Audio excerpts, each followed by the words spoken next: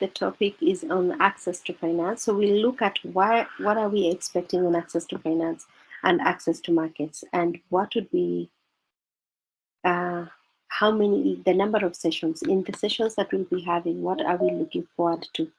So we'll be sharing a calendar of activities for all these activities that we have, and for us to just look at.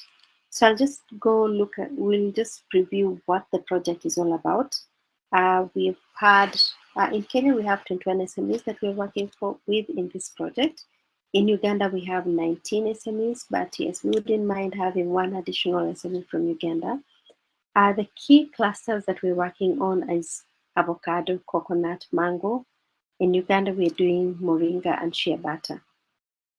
In terms of capacity building, one of the things that we've already done is we've done an introduction to transparency and traceability. We'll also be looking at good manufacturing practices. That will be done by Anteja Africa. Access to markets and access to finance will be handled by SRC. We'll work together with SRC because we've actually seen their work. We had a project on MasterCard project working with over 100 SMEs, and we've had a disbursement of over 2 million worth of finance, US dollars. That is within 5 months of last year. So this is something that we are really focused on to ensure that our SMEs are able to access finance in this project. And also the other one that we'll be working with SRC is on access to markets and access to finance. So those are the market linkages, whether local or international markets. So on access to finance, we'll be having a number of virtual sessions. So in virtual sessions, we'll be having 4 virtual sessions, and then we'll have 2 physical events. Those are just trainings. And then we'll also have coaching to be done by SRC, both personal, individualized coaching sessions and group coaching sessions. So the outcome of all this is that we are looking to understand the needs of the SME financing. That is why we're having today's session on introduction to access to finance. We'll also have, in today's session, we also have financial institutions talking to us about access to finance. So we're looking forward to understanding all these sessions. So on access to finance, Kate will be handling around over 10 sessions with us, and coaching as well. So we'll have sessions that will be meeting physically. We'll be able to communicate where. But before we have physical sessions, we'll have virtual sessions. The virtual sessions will be to just make us understand what are we looking forward to towards the physical session. The physical session will always be a wrap-up of the virtual sessions. So kindly ensure that you attend the physical session, because we'll be having homeworks, basically what needs to be done because of the next session. So kindly ensure that we have you are able to attend most of these sessions. Access to markets. So what are we looking forward to in access to markets with SRC? One of the things that we have already done is introduction to Biashara.now for Kenyan SMEs and also Uganda. But we'll be having a physical session on Tuesday next week with Uganda SMEs on access to markets, introduction to Biashara.now. What we realized is that most of our SMEs have not yet fully finished onboarding onto Biashara.now. So that is what we'll be doing. And we have done a few of those sessions with Invest in Africa, Kenya SMEs. We'll also understand the access to markets. We'll try to understand and analyze the local B2B linkages, that is business to business linkages. Where are you selling? Where else can you sell? Who else can we help you to get in touch with to make more sales? Or what do you need to meet the market needs? So those are the sessions that SRC will be taking us through. We'll also have physical sessions with SRC as well, and also understanding, especially because most of us, the reason we actually asked, can anyone share their link, their websites? These are the things that we will look at and say, okay, so for your business, this is what you need to improve on. For your business, this is what we'd like to work on. So that's why we're asking, can you share with us about your social media handles, your websites? Those are the things that will help us to do more in-depth analysis of what you might need as an individual for your business. So those are the sessions that SRC will be taking us through. I've been able to just say that one of the things that we are looking forward to is linkages with 5 buyers in the selected clusters. Those are our KPIs as Invest in Africa and SRC. Please remember that this is not an SRC work. This is our work as a team. So as a business owner, you as Invest in Africa, as SRC, we are going to work as a team. So when we find opportunities, let it not be just opportunity for you. Let's find out how can we further work on this. So I'll do an introduction of SRC. I'm sure that I've been speaking so much about what we have been able to do with SRC, but I'll just share, but I'm sure that Kate will be able to share more about who SRC is. So SRC is a private sector company working with the local private sector firms as well as international organizations affiliated with SMEs to undertake implementation of various business development opportunities. So these development opportunities are aimed at increasing increasing the market, your market reach, increasing your assets, increasing your ability to have more and increase your profits. So SRC is an organization that works with SMEs and also a linkage organization with international organizations. So that is who SRC are. Please, I'm sure Kate will be able to tell us more about SRC. Kate, welcome. So good morning, everyone. It is a pleasure to meet you, and we are very happy to work again with Invest in Africa. Our core business is always supporting SMEs and supporting them mainly to internal operations, access to markets, and access to finance. So in today's session, we will tell you a bit about SRC and the work we've done and how we do our work, and how we want to engage with you. We will work together with Invest in Africa. And more so, we will really be happy that by the end of this project, in the coming months, at least someone has gotten a linkage to a market, a customer, or linkage to finance, or at least a pipeline development, because access to finance linkages take a bit of time, and we shall explain that in our slides. Again, access to markets linkages also take a bit of time, but we want to at least leave everyone satisfied with the pipeline development. And then we shall also have discussions as we do the mentorship and the one-on-one trainings, discussions on how to fix, to close, not fix, to close certain discussions. We will link you to financial institutions, and in places where we can, we'll be able to handhold you into developing, the right pitch decks, the right financial models. And these are the documents that speak to financial institutions in the language that they prefer. The session today and the agenda, the flow is, I will make an introduction about SRC and the work we do. And then I'll have Joanne Mwaniki, who is our financial analyst, go on and present about expectations of access to finance. And then we have two financial institutions that are joining us. One is Facts, that does invoice discounting. So they're mainly in supply chain finance, but they offer solutions to SMEs, especially those with challenges of, a lot of financial institutions will usually ask for collateral in terms of assets.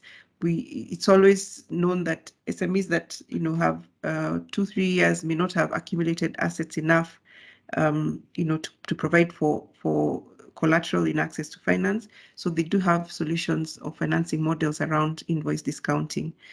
And then we'll work with, we'll have a presentation from FCAN. FCAN does 100% asset financing. And in some cases, in a lot of the cases when an SME needs finance, sometimes it's, for CapEx, and others is for working capital. But these are the two presentations we'll have today. However, throughout the life of this project with Invest in Africa, we will initially do a needs assessment around access to finance, speaking to each individual SME, understanding what it is that is needed for access to finance. Is it CapEx or operating working capital? And then from there, we will match you to the right financial institutions. And then after that, we will leave you to, we will develop that pipeline but work with you to develop the pitch decks and financial models. But we'll build your capacity so that you're the one speaking to the financial institutions and it's not us. So that then after that, beyond life of project, you're able to comfortably handle those conversations in the future. So that's the flow of the agenda. I'll quickly recap about SRC. Felicitas did mention that we're a private sector organization. We work a lot with development partners in the NGO sector, as well as private sector partners who technically are commercial SMEs that are looking for three key things. One is improving internal operations, which looks at operational effectiveness, governance, leadership, undertaking feasibility studies to pilot products. So we strengthening the internal operations of an SME. The second part is we look at access to markets, linkages, and this will involve a lot of B2B networking sessions, creating one-on-one linkages. And finally, the last section we look at is access to finance linkage. And this is really looking at SME investor readiness sessions that one primarily look at linking the SME to financial institutions. But before the linkage happens, the investor readiness, we look at developing a pitch deck that speaks about and markets the SME. So there are various steps that we look at on what information needs to go on a pitch deck. And then we also develop financial models, and Joanne is our expert in supporting that. Financial models are developed to speak about the SME, but to speak in the language of the financial institution. So various financial institutions look for various things. Certain things, if one is looking for asset financing or another one is looking for working capital, the request will be different. We can have two commercial banks, and we have several of those in the market.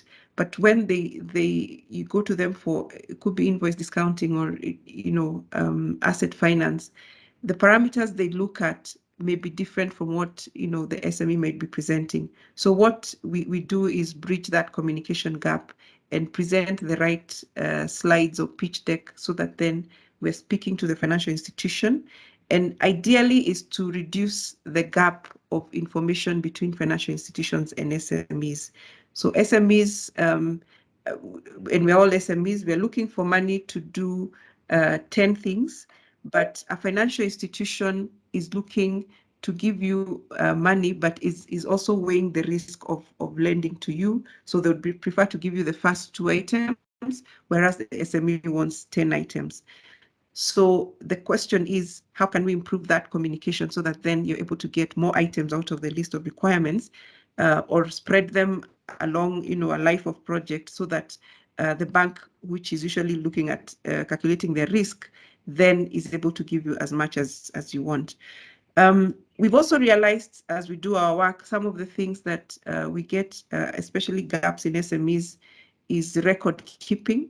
It may sound as simple as it is, but it's one thing we have seen as a great gap. And by record keeping, I mean, as founders of SMEs, as business owners, we are, every day working towards getting finance, getting a customer, selling a product or service. So the assumption is records, we know them, we know how much we're selling, we know how much we've priced an item. So when you're asked for financial statements, audited accounts, and you don't have any, for a year or 2 or 3 years, what a bank or commercial bank will ask for, the next thing they'll ask for is bank statements. That is something easy to give because you print them and give them to the financier to look at your transactions. However, if you look, if you give only bank statements to a bank to provide finance, they're only looking at one window of the organization, and they'll only finance on the transactions on that bank statement. Whereas a financial statement or an audited account will give the bigger picture, the entire picture of the organization. And sometimes we are paid through cash, through M-Pesa. We keep the cash, in our pocket and use it to pay for something else still in the organization. That transaction is not recorded anywhere if records are not being kept. So you can see why it is important to keep records so that then a financier is able able to see a bigger picture of the organization. How many assets do you have? What debts do you have? What customers are in your pipeline?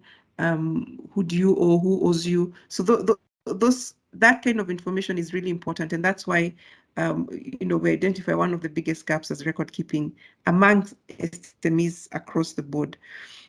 So our services, range from one is incubating SMEs. We do have an incubation center in Isiolo County, Isiolo Town, and this is for our work and support of SMEs in that region. We've worked a lot in northern Kenya, in Isiolo, Marsabit, Wajir, Garissa, and Turkana with development partners, still on our core business of offering business development support services. So a lot of our trainings, and we believe in offering business development support that is mentorship-based, coaching-based. We really avoid the one-off trainings, for 3 days, training on financial management, and we leave. We prefer having, some time with you, 1, 2, 3, 4 months, so that then we develop a cohort, and we have several of those cohort-based trainings, SME investor readiness, foundational courses in entrepreneurship. Others are advanced courses in entrepreneurship, but we handhold the SME, and what we look at eventually at the end of the cohort is either access to finance linkage or access to market linkage to the people who really matter to the SME. And like I said, we offer the professional level business advisory services, internal operational effectiveness. I've mentioned that before, but we also work with, we can help in putting together a market assessment to understand your product, so that then you launch the right product in the market. And like I mentioned, access to finance, we have an SME investor readiness, package. We have done that already with Invest in Africa the last 5 months of last year. And we worked with SMEs across the board from different value chains, different sectors in the country. Then access to markets, on top of training the SMEs on social media marketing, branding.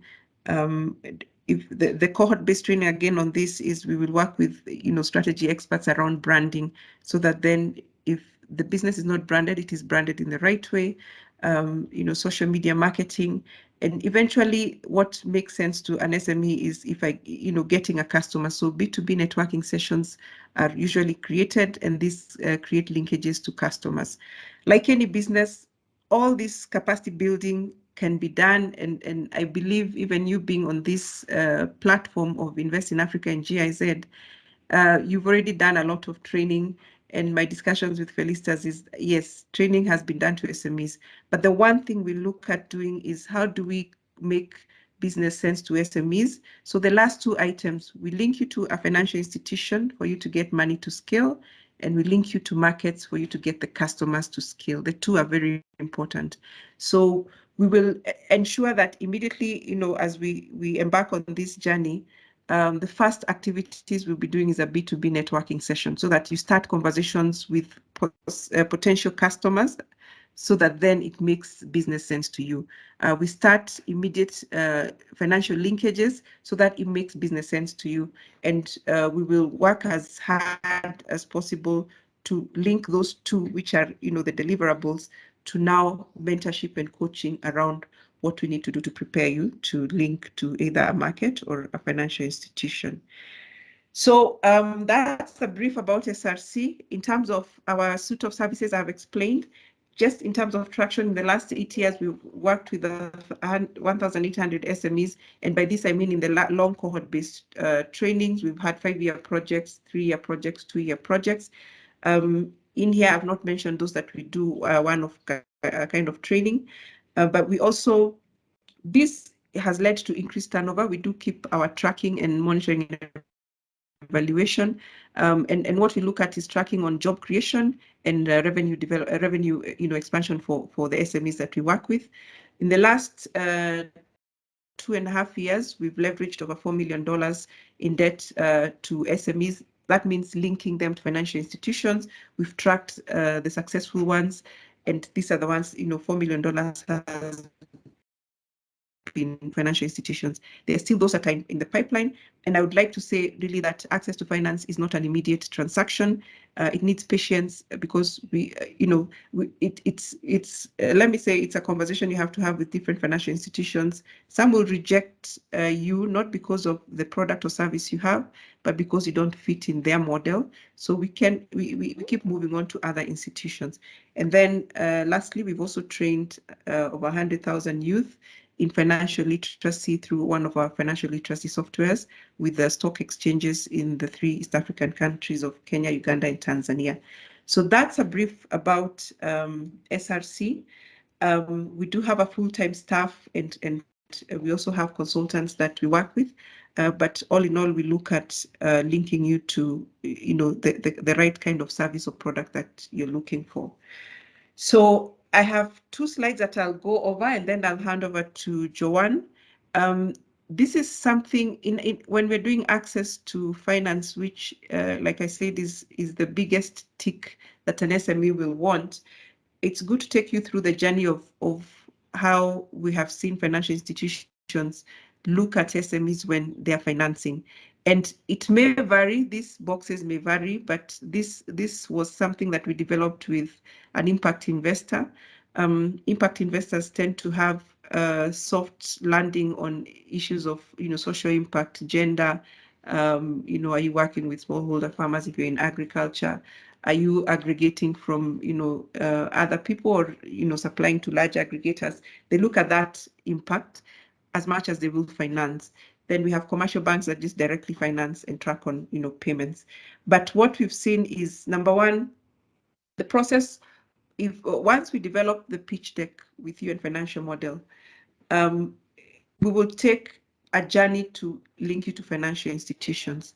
One is we make the introduction to the financial institution, and the moment we make it, they will definitely ask for a pitch deck or a brief 2-page slide about the business. So it means we really have to have been prepared with you before about this, because what we've seen before is we're excited about the first time we meet an SME. We call this financial institution and we say we found a good SME, but then the first thing they ask is, give me their pitch deck. So if you don't have that, then that delays the conversation. After we send the pitch deck or the teaser, then the financier looks at it. If they're interested and they've done a bit of due diligence, we sign a non-disclosure agreement so that then they access your data room as an SME. Now, the data room is really a folder, like a Dropbox folder, that has all your data.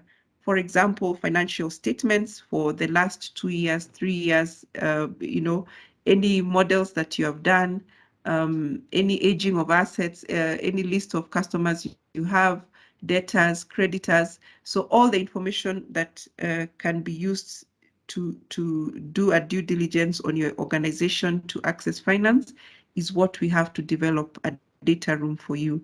So when Joanne and the other people on our team are working with you to develop a pitch deck and financial model, please be ready to give as much information as possible, because once the process starts off, after linking you to a financial institution, we need to have this information ready so that we keep the interest of the financier going. Otherwise, if something is not ready, the conversation stops. We wait for you to, let's say, get financial statements audited. It will take another month or so. The interest of the financier dies. And that means we have to restart that again. And, they might just say, no, it's all right. If they were not ready with that information, people start doubting that you will be ready even once you're financed in providing certain information like audited accounts on time. So it is important that we have a pitch deck, financial model, more so a data room that has all this information, so that the moment someone is interested, you sign a non-disclosure with them, then that information is available. So then they'll start the initial process of due diligence. And the due diligence process has a big list. There's the legal due diligence. They want to see how you're constituted, who are your shareholders, the directors. If it's a large amount of money you're asking for, they even want to see the kind of board meetings you have. I have seen some actually ask for board minutes of all the meetings, if they're quarterly minutes, they're minuted. They look at the constitution of your board. Is the board, supporting the management in terms of expertise? If you don't have a board, which we have seen is still not a big problem, they look at your management, the CEO, are people actually qualified to do the job. They will even want to talk to your customers, so that's a customer due diligence. Understand the market. Then they'll do financial due diligence. That is also a long list of requests. Almost you'd feel like you're going through an audit by itself, but what we ask for here is patience. And this can take a couple of weeks, a couple of months, if information is not available, back and forth. And then because this financial institution or impact investor wants to take your documents, the whole data room, to the first investment committee for approval and clearance, that then we can go ahead, they can go ahead and start now negotiating with you on access to finance. So once you're done with the first due diligence, they take your information to the investment committee. Then I don't know, let's say you are asking for a certain amount of money. Once they've done whatever they've checked, they agree that this is what we can provide. Then, you sign a term sheet.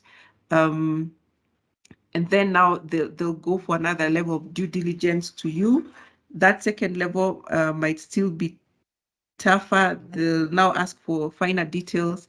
They may want to speak to now directly to your customers, several of them, or other investors who are with you, your staff. So there's a whole second level of due diligence. If you pass that, you go to the final investment committee and it is approved.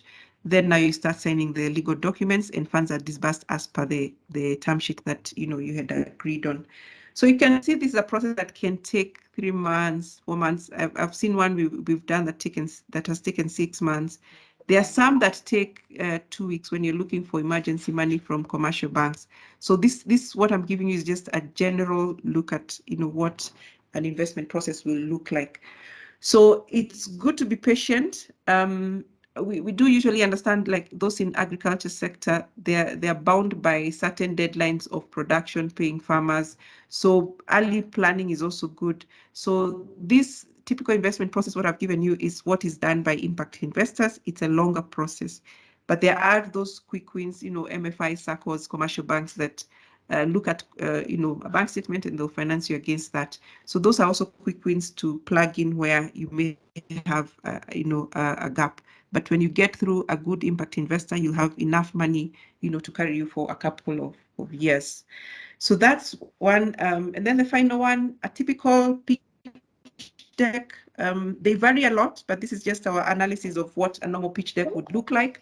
It's good to give it 10 to 20 slides. You'll probably be given 20 to 30 minutes to make the elevator pitch and sorry, not the elevator pitch, the detailed pitch. So one is the problem statement. What need are you addressing in the market, and the products that you're selling? That's the solution, either product or service. The size of the market is good to give the overall market.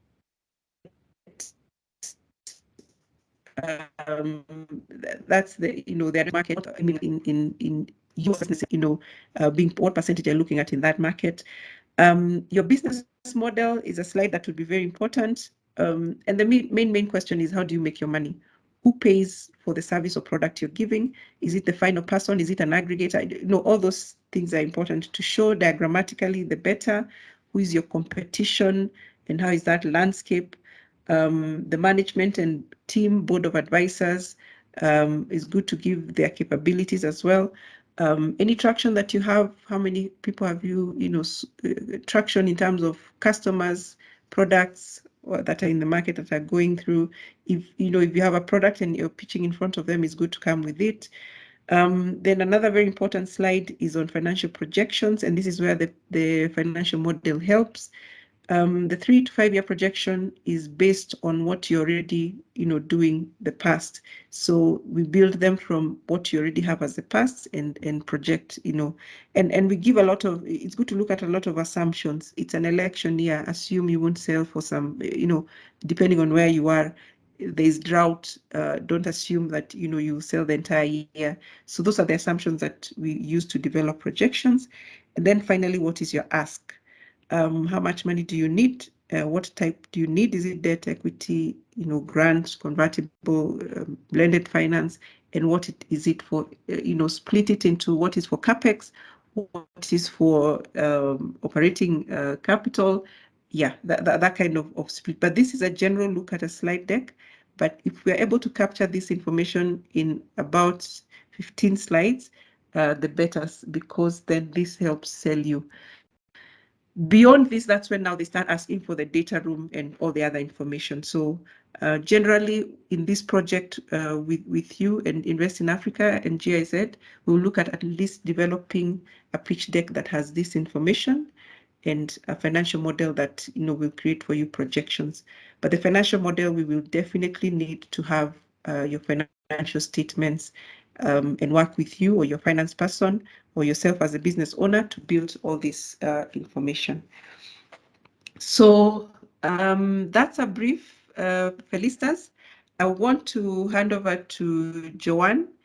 She'll introduce herself, and she's the one who will be in charge of access to finance in terms of developing what we've just described. But when we come to the other conversation of access to markets, we will have other experts who are qualified in that. So Felicitas, I'm in the background listening, but Joanne is here to make the next presentation. Joanne, karibu. So I want us to, just like Kate mentioned, that we will be assisting you to access finance. And like we all know about that, half of the formal SMEs don't have access to formal credit. And the financing gap is even huger where the informal enterprises are concerned. So for this, so we will be trying to, we will handhold you and help you develop financial models that will help you access finance. Like Kate mentioned, that as we are helping you to go about accessing finance, we will require you to give us a lot of your information, financial data. And yes, we understand that you may not be having all the financial data. And in some cases, we will probably assist you to develop some of this data and then now handhold you and help you put it together and now be able to present it to a commercial enterprise or to other enterprises that can help you access finance. So for access to finance, we have identified that there are different types of financing needed by the SMEs. And we have capital equipment or fixed asset financing, where you require finance probably to buy equipment, to buy machinery, to buy motor vehicle. We also acknowledge that there is also working capital financing, where you'd require to finance your payment of your farmers upfront or debtors upfront, and then collect your resources from the customers later on. Then we also know that you would require supply chain financing, probably through to aggregate your produce, to transport it and bring it to your factories. So we're also looking at that kind of financing for you, and probably where applicable, we would be looking at helping you access grants where applicable. So as we access finance, as we help you to access finance, we will be trying to identify industry in actually. Now, what are the intricacies of the industry in which you are in? Well, looking at industry, we would look at probably buying in bulk, so that you can be able to process over the period of time that you would need to sell to your customers. We would need to look at aggregation of your product. We would look at storage. We would look at transportation. We would look at processing. So at this particular point, when we trying to identify and help you to access your finance, we would be looking at your industry, the the intricacies of the industry, looking at exactly where you're at and what you need, at which stage at which you are at, and what you need to do with the financing. So that is information that we will require to clearly understand of what exactly you need, where you need it at which point you need it at. So those are the things that we'll be looking at as we are trying to help you access finance. At the same time, we'll be looking at the growth stage that you are in. We'll be looking at, are you a startup? Probably. Could you be in your growth stage where you are just beginning? Could you be at your maturity stage? Exactly where are you at? So we'll be looking at these areas to help us understand the kind of business that you are, the kind of stage you are at, and that will help you access the type of finance that you really require. Like Kate mentioned, we are here to help you access the finance that you can be able to access, that you can be able to actually pay for. We don't want to handhold you and then you get money and then you're not able to repay it later on. So we need to understand exactly where you are at in your growth stage so that you can be able to help you access the right financing and the right financial institution that can work with you. So that is what we'll be looking at as we help you access finance. At the same time, like Kate mentioned, we will look at different financial metrics that your organization, that your company has. When we talk about financial metrics, we are talking about understanding your books of accounts, understanding your financial statements, understanding whether you have audited accounts, understanding exactly where you are at in terms of your financials, your bookkeeping. Do you keep books? So this will help us generate information that would help the commercial enterprises be able to assist you to get finance. So in the financial metrics, I'm able to explain to you later on exactly what numbers, exactly what documents that financial institutions normally look at, and like we mentioned before, we would help you to build up these models. Some of you might have them very well articulated. Some might not have them, but we'll help you, handhold you, and help you develop these documents. As a matter of speed, like Kate mentioned, you would need to have them for you to be quickly deal with the financial and close the deal. But in the event we don't have these documents, we will assist you to be able to develop them and present them in a presentable manner to the financial institutions. Then, as we also help you access finance, we'll be looking at your preference, the type of financing. I also want to mention that we would want to understand your business strategy. What are you aiming to achieve in your business? That will help us understand your financial strategy, and then help you also to be able to understand the type of financing that you would require to be financed by. And then, of course, we consider that the type of financing that you would want to be financed, and this will help us now to look where to get finance for you. So I will go into the details of each of these areas that I have mentioned so that we can just understand them a bit better. So like I mentioned in the industry metrics, we'll be looking at the type of agricultural produce. I know that most of you are doing avocado and coconut.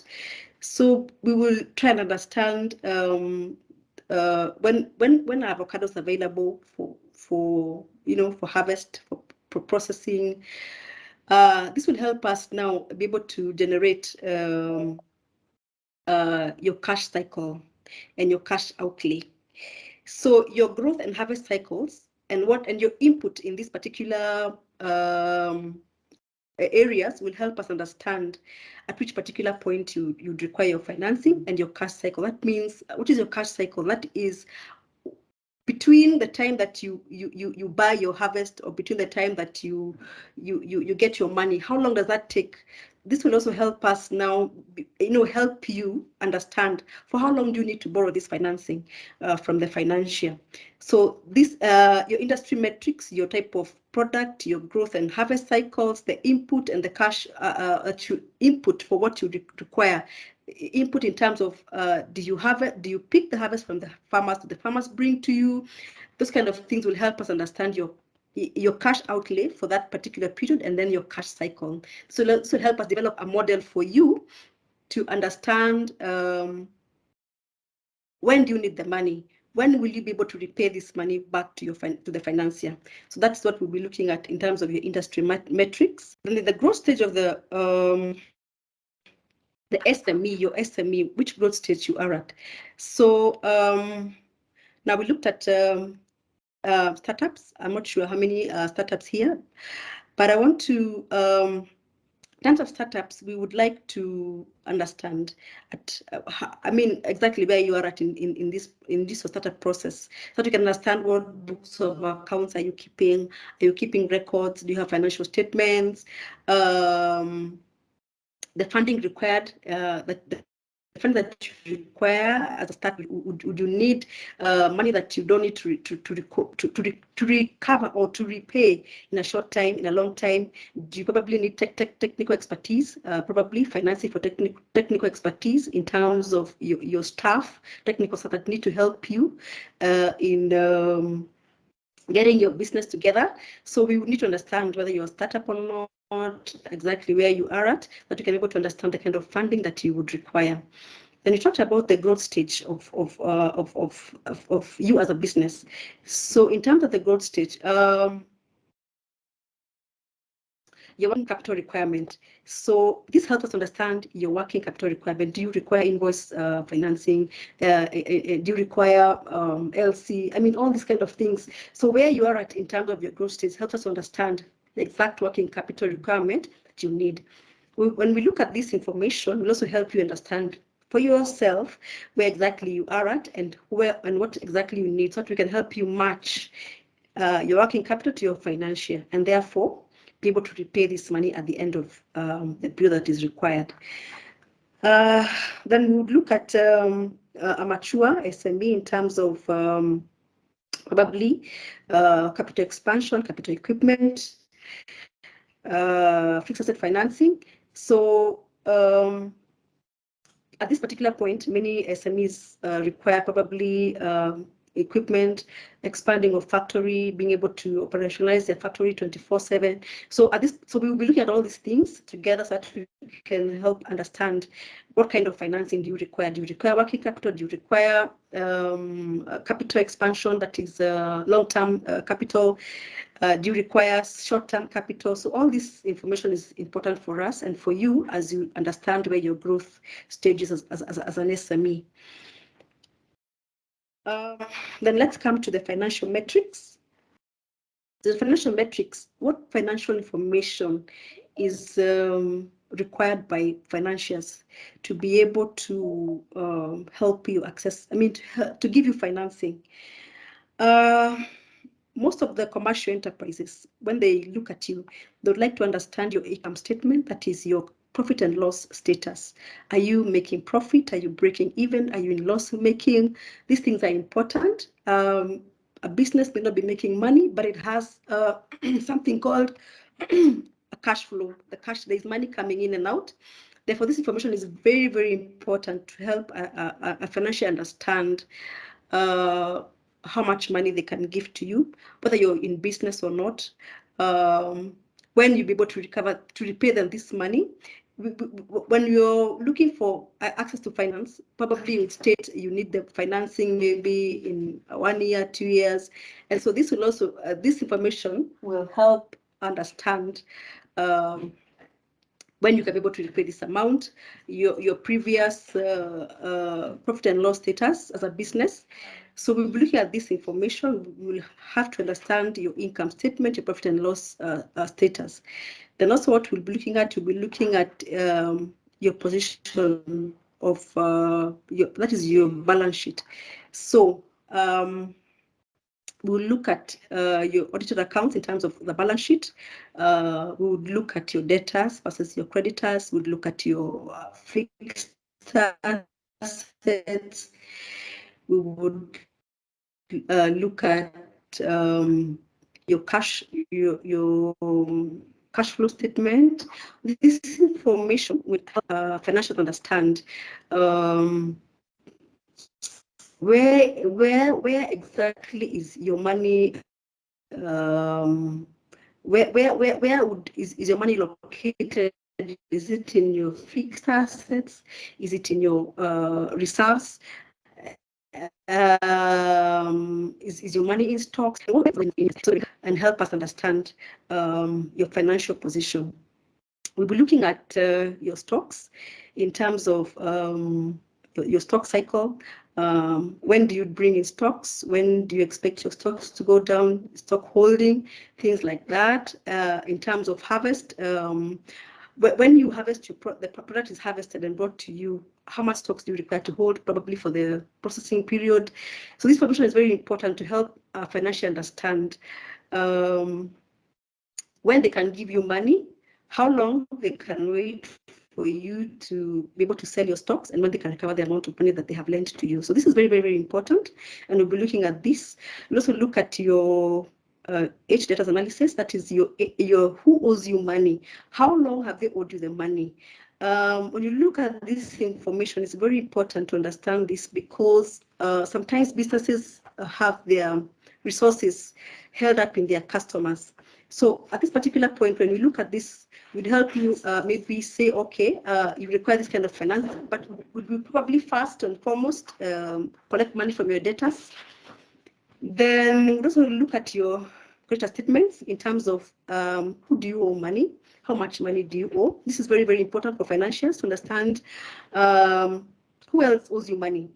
Once they have lent you their money, who else is in the queue to recover money from you? So this is very, very critical information. So we will be requiring that you'll have this information so that we can help you queue the financials in terms of how much money do you need to offset your creditors in what kind of period, so that you can be able to pay your financials at the end of the financing period.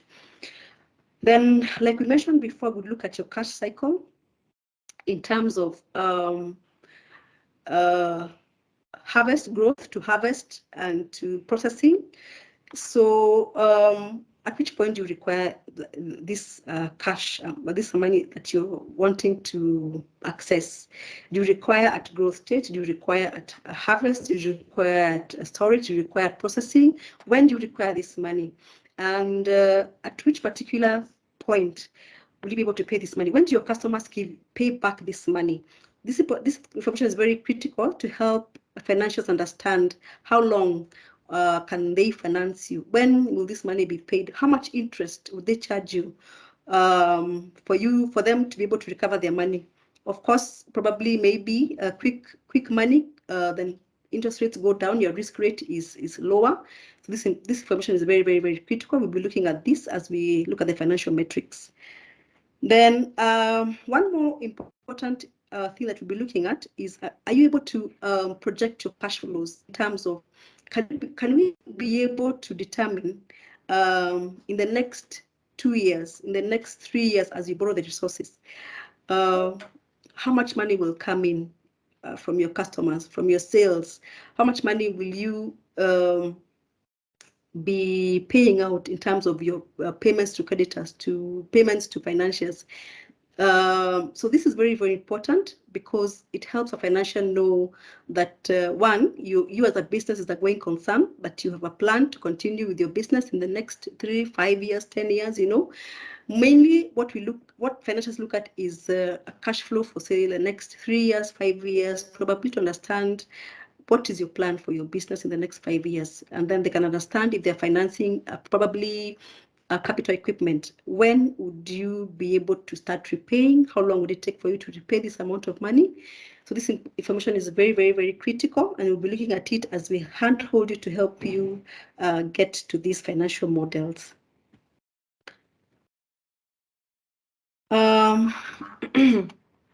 As you're picking the preference for the type of financing, we would look at, once again, like we mentioned, your financial strategy in terms of, do you have a financial strategy in line to your business strategy? That means, as a business, where do you plan to go at? This will inform your financial strategy. That is, how much money do you require and when do you require this money? So as we look at this, as we look at you as for financing, we would have to help understand what your financial strategy is in line with your business strategy and where you're looking at your business to go. Then, of course, we would review your financial metrics with the aim of making a good match for you. So, like we mentioned, it's very, very important to have a good match whereby you be able to match you with a good financial in terms of interest rates, in terms of repayment period, in terms of security, things like that. What would they require that you have? So when we look at this metrics, also look at the aim of matching you with a good financial. Then in terms of type of financing, this information is critical to help us understand whether the financing that would be required would be debt, equity, or grant. Debt in terms of this is money that would be repaid back within a certain type of period that which is agreed upon. Equity, we would talk about probably issue of shares in your company, share ownership, matching ownership with money and how long it will take for them to be in your business and then exit. So these things are very important as we look at access to finance and eventually probably whether you'd require type of finance in terms of grant to help you just start your business and move forward. And of course, as we look at this, we would try to understand your preferences as an entrepreneur to the type of financing that you would want to be financed. I think for the access finances, what we'll be looking at, and like Kate mentioned, we will help you in the 5 months to be able to achieve this information in the organization, and hopefully at the end of the period be able to help you get a financial and match you to a good financial who would help your business traction move forward. Thank you very much.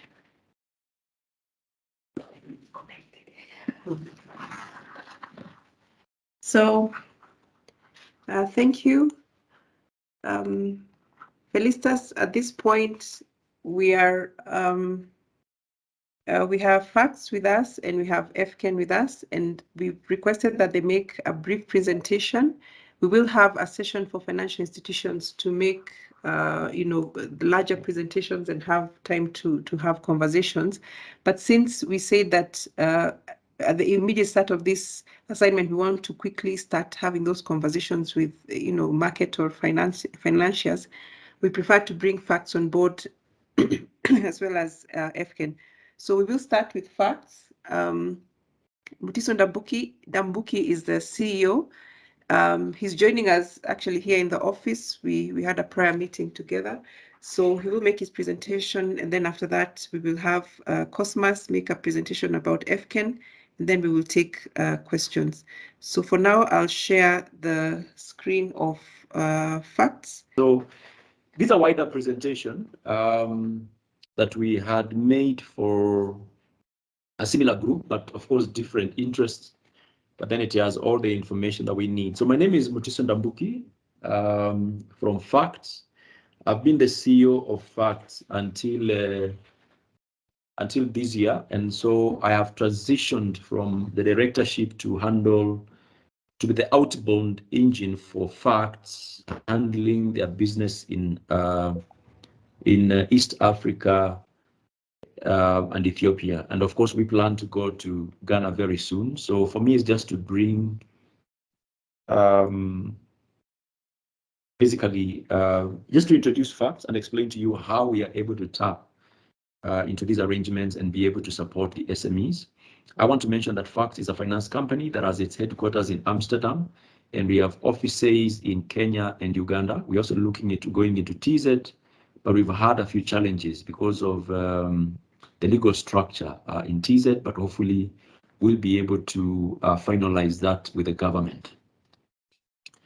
So how does it work? So supply chain finance seeks to understand the entire supply chain and the different players that are within that arrangement.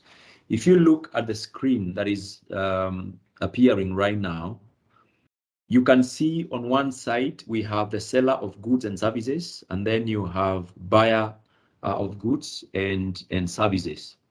So what will happen is the seller of goods and services, who is the SME that FACTS is targeting, will invoice the buyers, but the buyers are likely to pay on open account terms, which means they're likely to pay on credit terms and not cash. So when that happens, if the SME has, say, for argument's sake, $10,000 to buy today from their suppliers and then sell to the large buyer, who could be, for argument's sake, Brookside, which is in both countries. We have Brookside in Kenya, we have Brookside in Uganda. Assuming today as a supplier, you go and buy milk to supply to Brookside, Kenya or Uganda, worth $10,000, and Brookside tells you they're going to pay you after 30 days. It means the moment you make the first supply, then you're stuck unless somebody comes in to support you. So what FACTS will do, after you have supplied, you will present that invoice to FACTS, and then FACTS will give you immediately 80% of that invoice, which means you can go back again and buy, and then supply to the same buyer, bring back the invoice, buy, and supply to the same buyer or different buyers. Most important, I would want to mention here is you will realize value in as far as FACTS offering is concerned if the money that you have discounted is going back to the business. We encourage clients not to discount invoices for other expenditures unless it's an emergency or it contributes to the business performance. So it is important that once you discount, there should be an additional sale that is generated by that the advance that you have received from FACTS. So what will happen is the service provider delivers goods, uploads the invoice onto FACTS platform, and then FACTS immediately effects early payment to the service provider. In this case, it is the SME. And then goods or services are delivered, and then FACTS wait to collect 100% from the buyers. So we give you 80%, your invoice was 100%.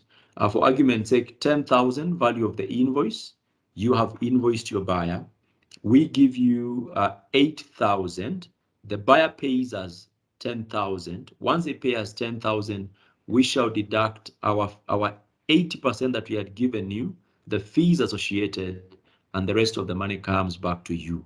So our cost is not the 20%, because I know many people tend to confuse the cost of the facility to be the 20% that we have not advanced to you.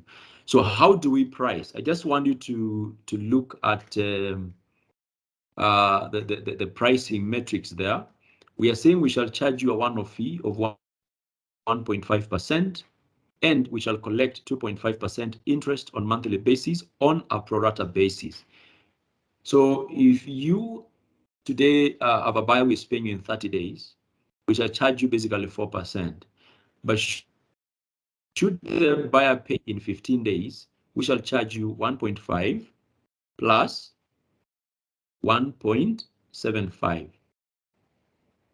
Yeah, that gives you a total of about 2, not on the value of the invoice, but on the 80% that we advanced. So if you raise an invoice of $10,000, we give you $8,000. It means we are going to charge you only $8,000. Why is this the case? Because the business that we have done together, the business that you have done with FACTS, is on the $8,000, not on the $10,000. Remember, with your own money, you are able to supply $10,000. When you came and ganged up or partnered with FACTS, you did an additional business of $8,000. So out of the margins that you're making on the 8,000 that we have generated together, fact will take 3.25% or 4%, and then you're going to be left with the rest. So just for a quick understanding, let's do a math. Let's assume you raise an invoice for 10,000, all right? Your margins are, for argument's sake, 20%. So what will happen is, you will come to fact, give us an invoice, we give you 8,000, all right? So we are not going to charge you on your other margins. We are going to charge you on what we have transacted together. So we charge 4% on the 8,000 that we have generated together. And that translates to something roughly, is it 3,200? No, 320. That is what we are going to take. But remember, on the 8,000, you have actually generated 20%. So your cost for that particular transaction with fact will be your margins of 20%, the 4%. So in total, because fact came in, you'll have made your normal margins of 20% on your 10,000, and then you will have an additional 16% on the 8,000. So the value that we are adding is, instead of you making 20% alone, then when you gang up with fact, you end up making about 36%. And as you do that, you actually begin to realize there's value. So the most important thing, please, I repeat again to the SMEs who are here, you need to make sure that if you take money from fact by way of discounting your invoices, then you are generating an additional sale so that you don't feel the pain of doing business and feel like fact is taking away from you. So how do we gain, all of us? If you look at this, what you're trying to do is actually to help you sell more. So we drive sales volumes through financing your invoices. As opposed to you waiting to be paid, then you make another supply. We make sure that as long as it's an opportunity for you to supply, then we take hold of your invoices, give you money, and you're able to supply higher volumes as opposed to you having to wait. Okay. And then, of course, the other thing that we can do in scenarios whereby you are very good buyers, you can enjoy extended credit terms with the off-takers. Yeah, which then helps you ring fence around the business as the supplier. Okay, so let me take you to a screen I'm calling market positioning. And what I want you to pay attention on is not even so much of the graph, but I want you to look at the ticket sizes. So our facilities range from a minimum of $25,000 per annum per SME to $250,000 per annum per SME, and that is in dollars, right? What are the requirements? We need the SME to be able to do, or rather to be doing, annual turnovers of basically about $100,000. So between $100,000 and $15,000 or even more, then we can actually onboard you. Do we have a maximum on the turnovers? No. I know we have said there our target is between $100,000 and $1.5 million, but today we have customers who are enjoying our services and their turnovers are way above $3, $4, $5 million.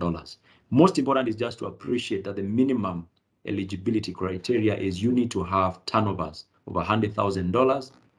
You need to have been in business for a minimum 1 year. You need to be a registered entity, basically incorporated, and you need to have financials for 1 year. And then, of course, you need to be selling on open accounts. That is basically you're selling to customers who don't pay you cash, but they pay you on credit. So I think I want to stop at that, and I'm happy to take any questions. And please feel free. I will share the contacts there. Feel free to take those contacts. For Uganda, you can see we have 2 email addresses. For Kenya, you can see my email address. There's another colleague who is not here. She's called Teresa. Should you write, then I should be able to just copy everyone so that we are able to quickly assist you by way first of having a further discussion just to understand your business so that then we know how to fully structure you. Otherwise, thank you so much and nice meeting you.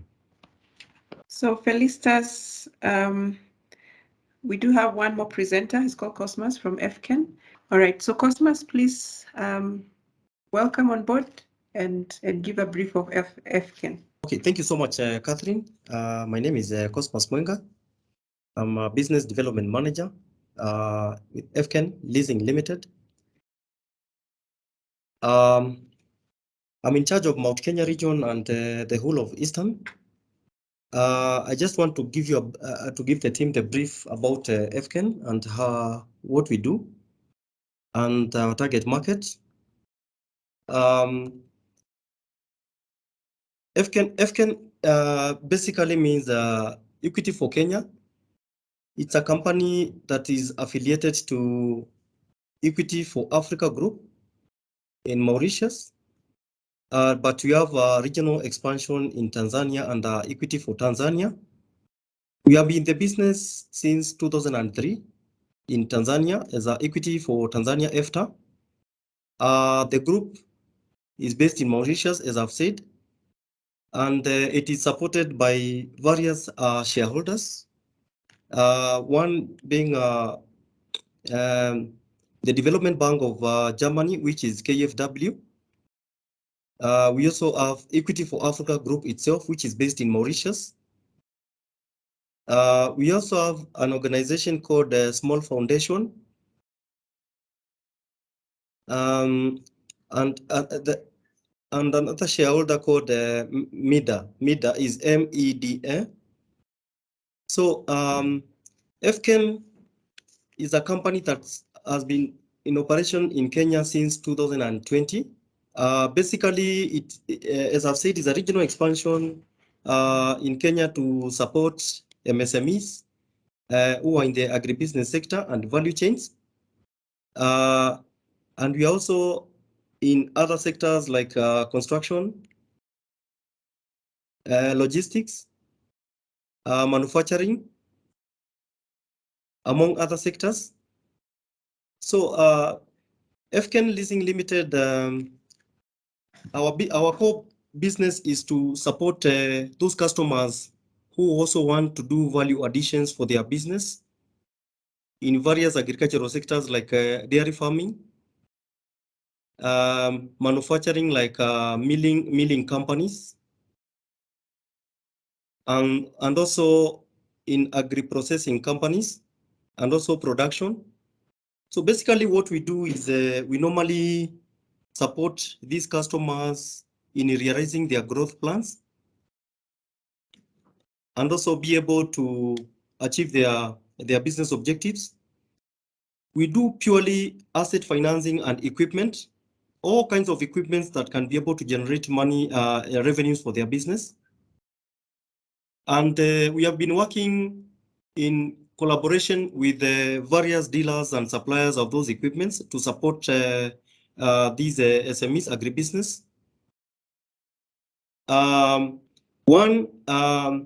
In the area of dairy farming, we have been so much instrumental in supporting those customers who are doing dairy farming, basically in the purchase of various equipments like milk cooling plants, milk processing plants, yogurt machines, and also the whole system of dairy milk production.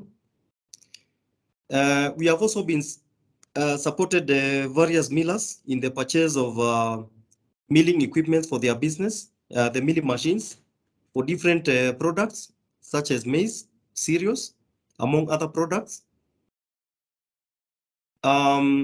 Apart from those sectors, we also specialized in financing. We are also doing financing of specialized equipments like excavators, backhoe, wheel loaders, dozers for those customers who are in the construction. What I can say about FCAN is that our financing model is more of impact investing, and we are trying to address some rigidities which have been noted from various institutions where customers, where most of the SMEs are not able to access facilities from. And we are saying the equipments or rather the assets that we purchase for the customers forms the basic collateral. We don't take properties or other landed properties as collaterals for such kind of borrowing.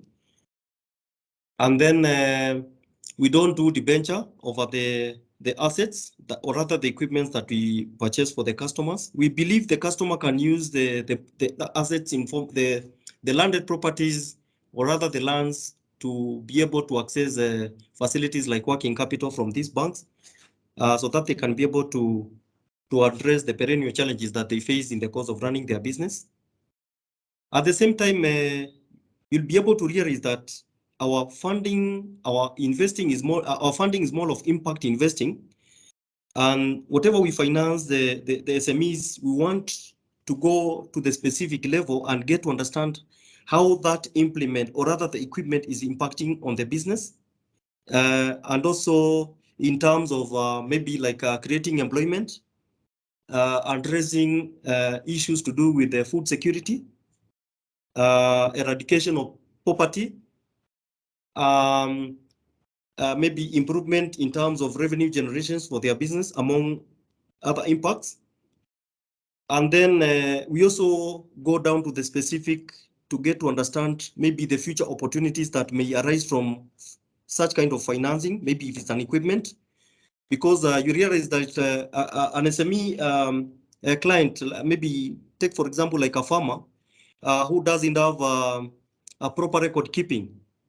Most of these customers have been turned away by these financial institutions, and as FKN we are saying, these customers, despite having scanty records in terms of bookkeeping, they are contributing so much in terms of growth of the GDP, and we are always out to be able to assist them in coming up with good financial records, which will make them get financing from most of these banks, which are not able to finance them using the scanty records from their businesses.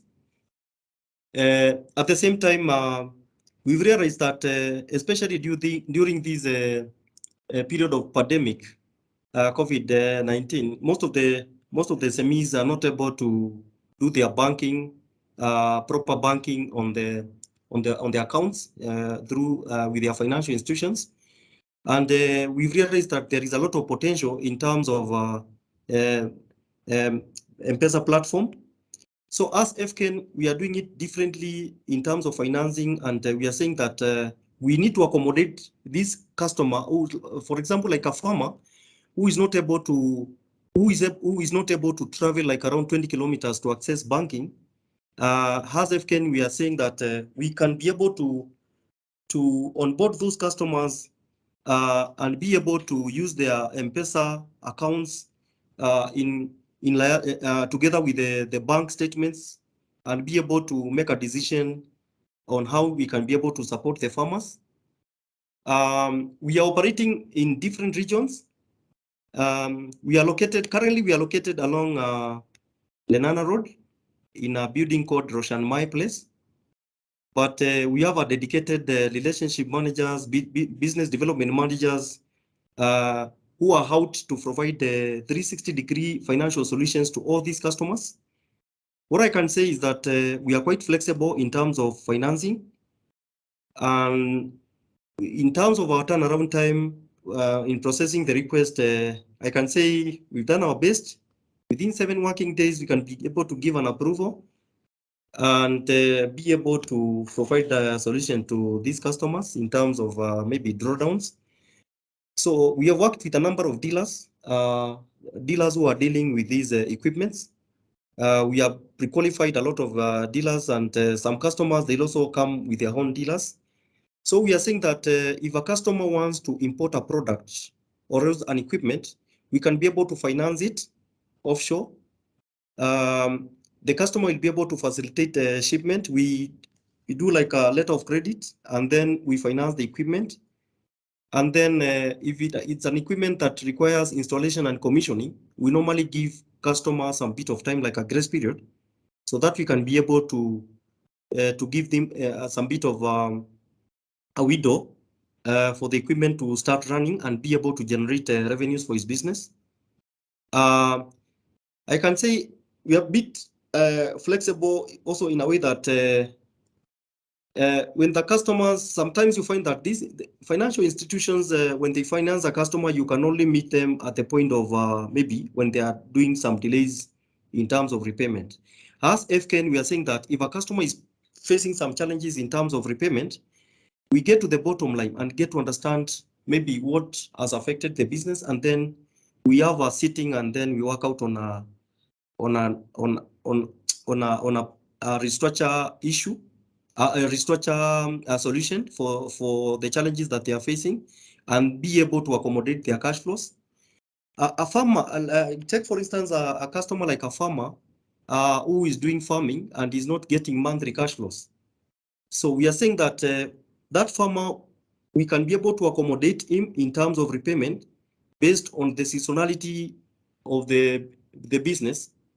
Maybe if he's getting cash flows within in a span of three months, we can be able to restructure a facility to accommodate such kind of a period when he can be able to sell the produce and be able to realize revenues out of it.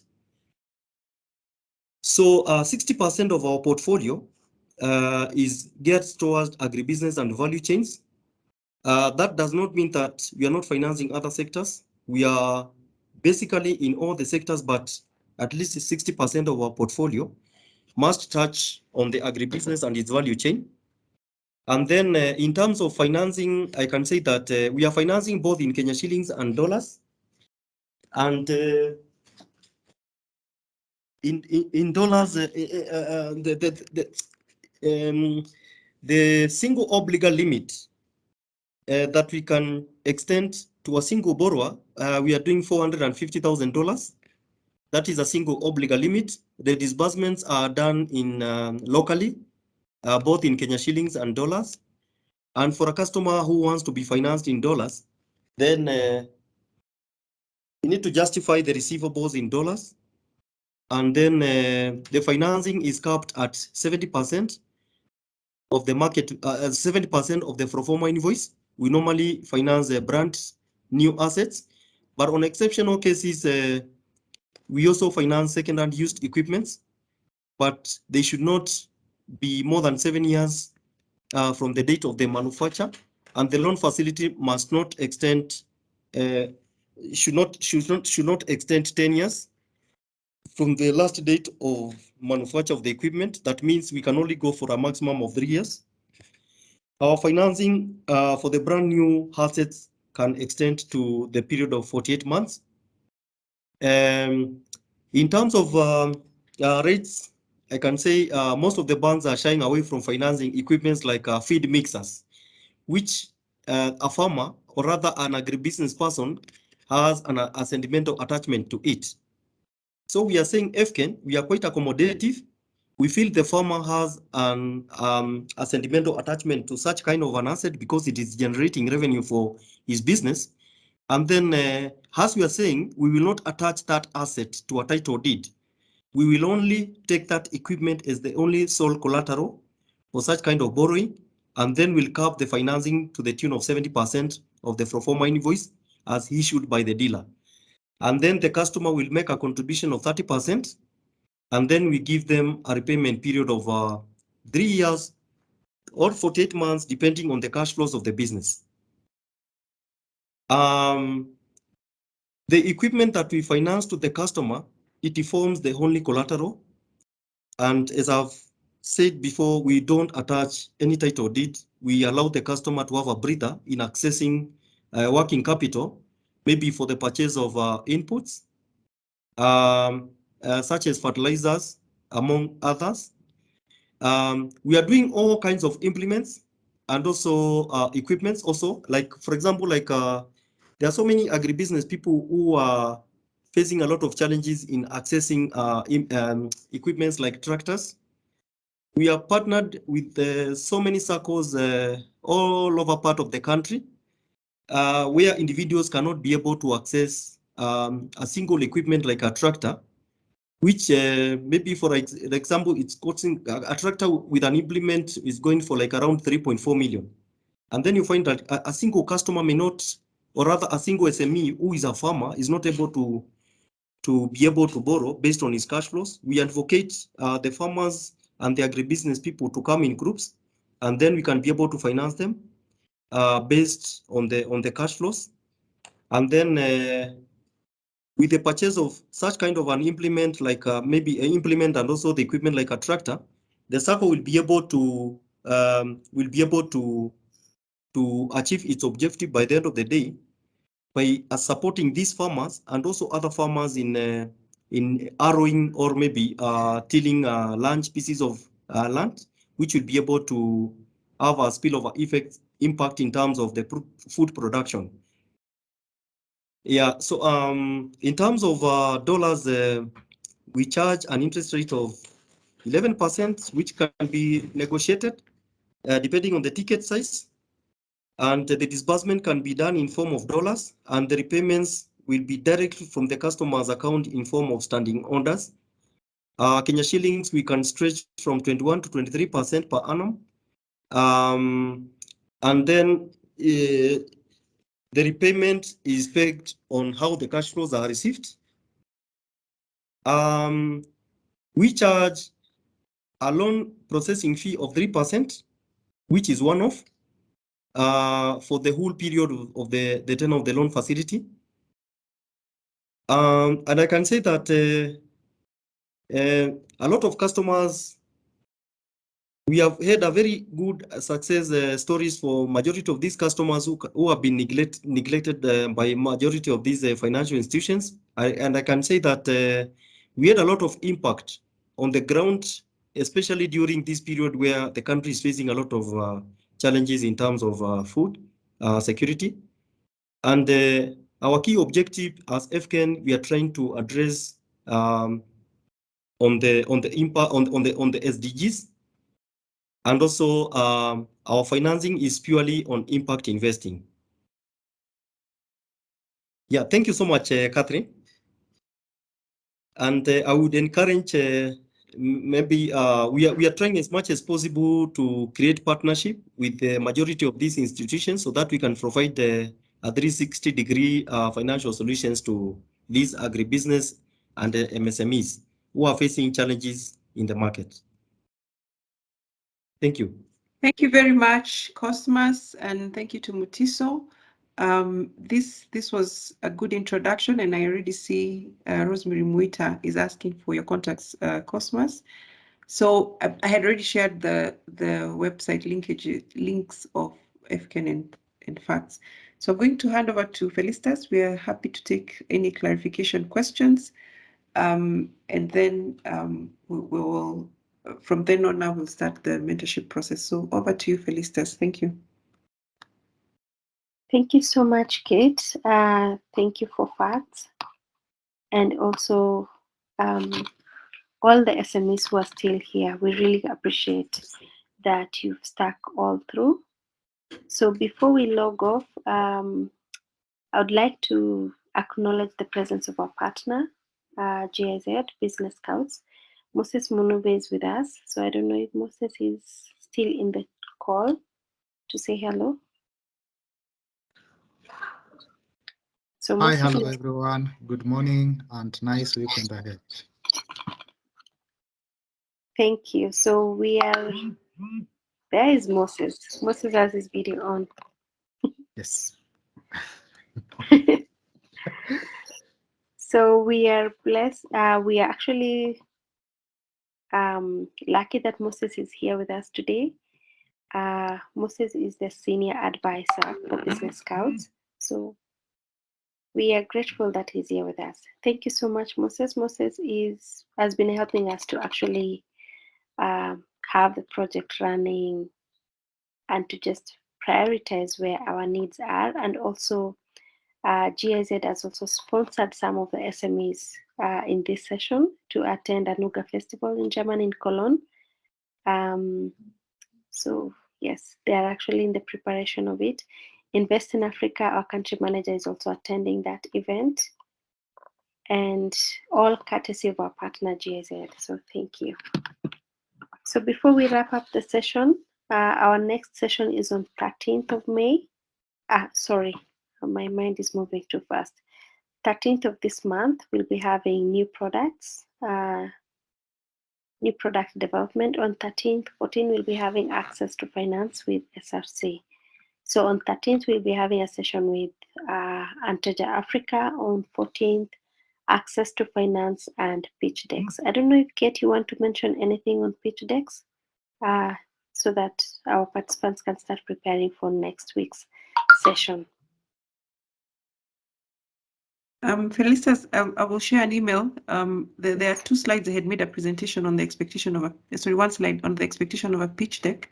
So that is what we can use as a start. But I'll share that to you on email and we can broadcast it. Okay, so we'll also put it on our WhatsApp groups so that we get ready for next week's session and understand what are our requirements. Terry, you want to wrap it up for us? Yes, thank you. So let me start by saying good morning. It's really been a delight to host all of you and glad that we have kicked off this model of access to finance. It was a fantastic session. I stayed all through SRC. Thank you. For the SMEs, I hope this gives us a good roadmap on what lies ahead. It's going to be quite short as in terms of a road because from the last survey we had a week or so ago at Strathmore Business School, a number of SMEs had indicated that they have already gone through the training, have much documentation, and perhaps much of the help will come from the pitch decks. So we look forward to pushing you through this last mile and ensuring that you can get the financing that you need for your business to scale. And for those who have not begun the process or maybe are realizing now as you put together your plans and as you go through the other 4 modules that you do need financing, then this will still be sufficient to ensure that you begin on a road that Invest in Africa will keep walking you to the end. So thank you for joining the session. Look forward to the physical session with the Uganda team next week. Felicitas will be there with part of the team. And have a restful weekend, as Moses had said, and let's see you next week in the sessions that are coming up. Keep speaking to us. Besides the WhatsApp group, we are quite open to hear what else your needs may be. We also would like to hear any of your impact or success stories if you have ended up linking with either one of our partners that we are presenting here, and especially for this session, or with one another for any linkages. Let us know so that you can amplify that success to the larger network and let our partners see what impact that their support to the IIA network is creating. So thank you very much. Once again, as Felicitas has said, I'm Terry Kinywa. I'm the Country Director for Invest in Africa and very delighted to have joined you this morning. Thank you.